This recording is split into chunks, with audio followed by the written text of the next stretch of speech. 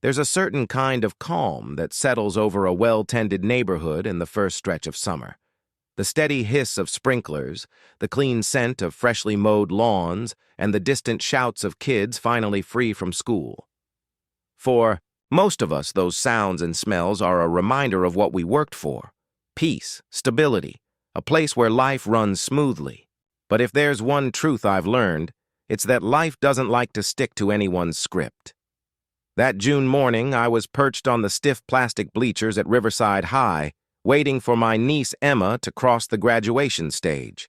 My camera was ready, my chest full of that rare kind of pride only an uncle understands. But before her name was even called, the ceremony shattered.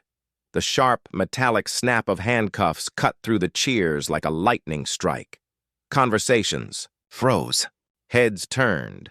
And there, in the center of the stadium with 2,000 witnesses, Margaret Whitfield, the iron-fisted president of our homeowners association, was being escorted away by police.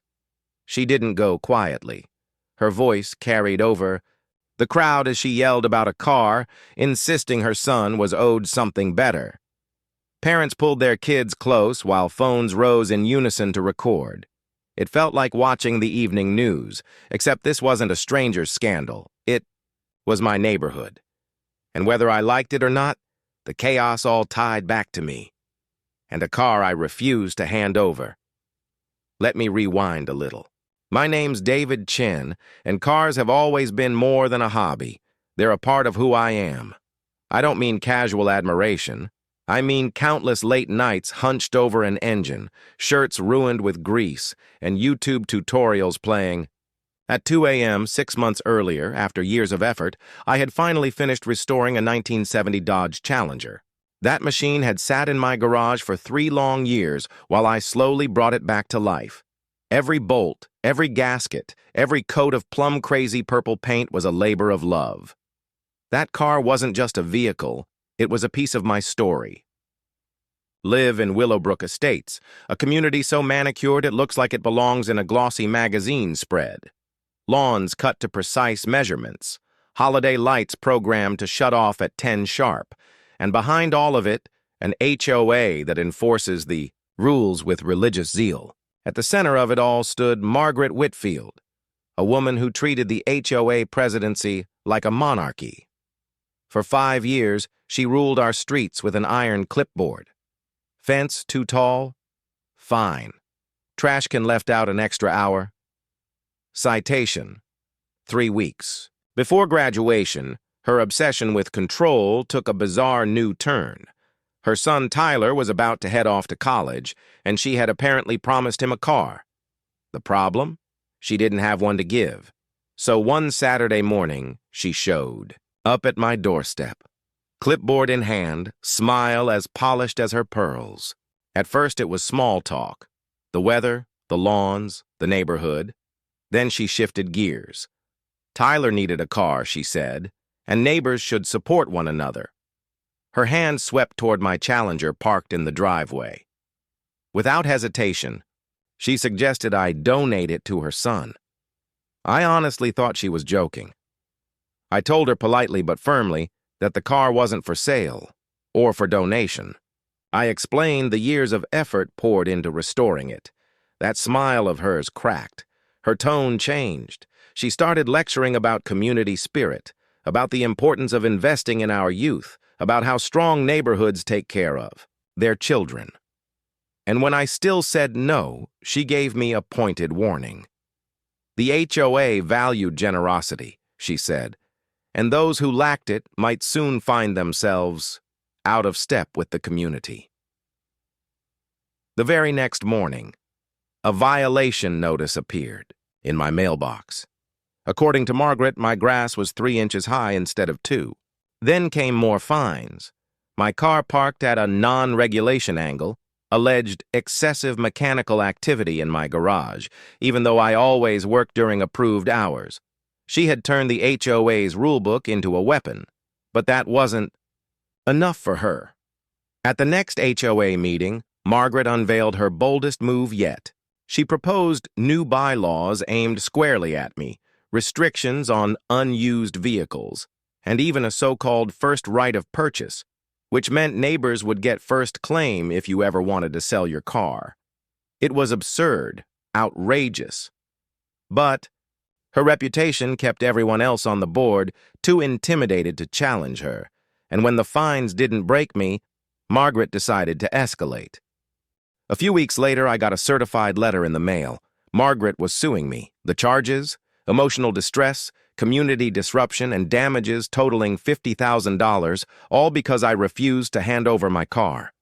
My lawyer, a longtime friend who's handled every kind of case you can imagine, nearly fell out of his chair laughing when he read it.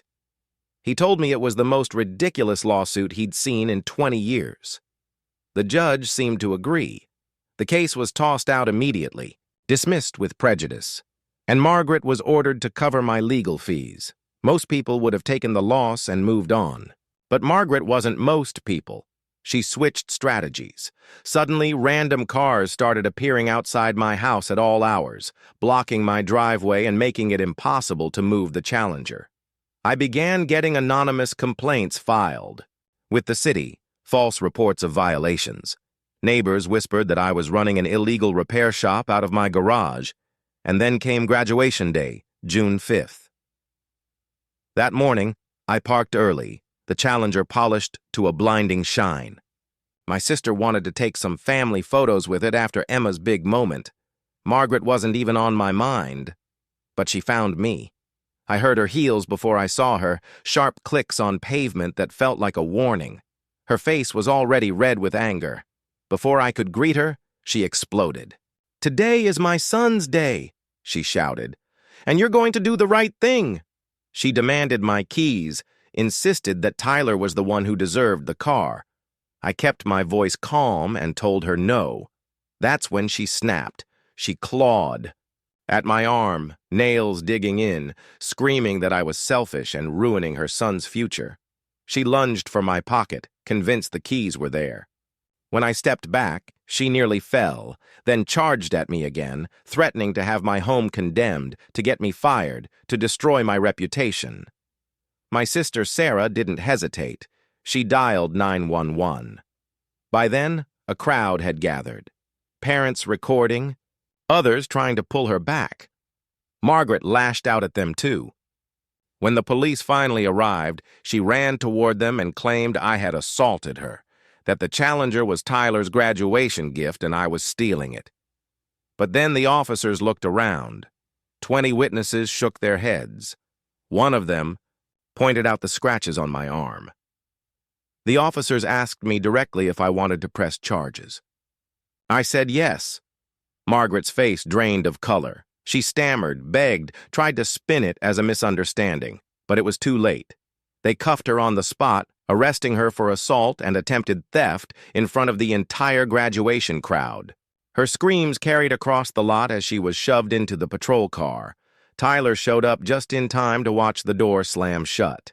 He looked mortified, though not shocked. He muttered an apology to me before chasing after the cruiser. The ceremony continued, but when his name was called, silence filled the stadium. The video of her arrest spread like wildfire through Willowbrook. Facebook groups lit up with reposts and commentary. That very evening, the HOA called an emergency meeting. The truth came spilling out. Margaret had been using HOA funds to bankroll her personal lawsuits. She was stripped of her position immediately. More skeletons tumbled from the closet.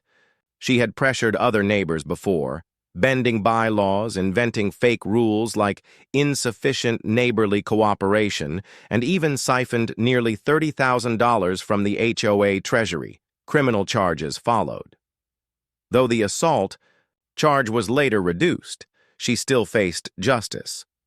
The judge sentenced her to 18 months probation, 500 hours of community service, and ordered her to repay $23,000. Her real estate license was suspended, and she was banned from serving on any HOA board for a decade.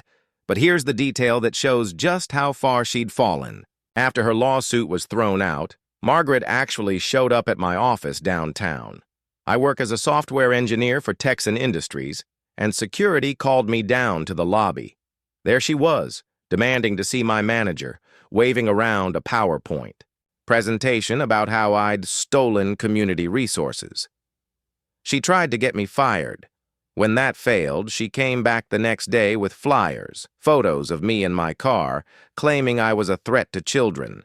She even created a Facebook page called Justice for Tyler. It had 12 followers, all suspiciously similar in tone. She posted rants daily until someone uploaded the viral video of her arrest set to circus music.